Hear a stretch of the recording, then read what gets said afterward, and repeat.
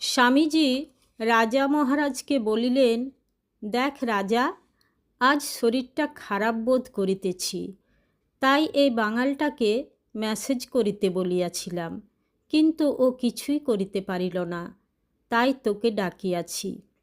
মহারাজ আর দ্বিরুক্তি না করিয়া তখনই স্বামীজিকে ডালাইমালাই করিতে লাগিলেন ও পুরা 2 ঘণ্টা ঐরূপ করিয়া ঘর্মাক্ত শরীরে বাহিরে আসিলেন।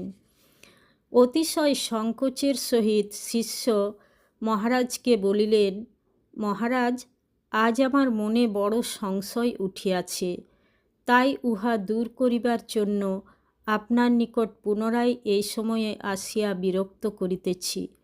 মহারাজ অভয় দিয়া বলিলেন, কি বল? তদুত্তরে বলিলাম, মহারাজ, শুনিয়াছি আপনি শ্রী ঠাকুরের মানস পুত্র, স্বামীজির গুরু ভাই। স্বামীজিও আপনাকে শ্রদ্ধা করেন, অনেক সময় দেখিয়াছি, কিন্তু আজ আপনাকে ডাকিয়া এইরূপ মেসেজ করাইলেন কেন বুঝিতেছি না। ইহা শুনিয়া শ্রী শ্রী মহারাজ জিভ কাটিয়া বলিলেন, বলিস কি রে, সাক্ষাৎ শিব, তুই কি জানিস নে?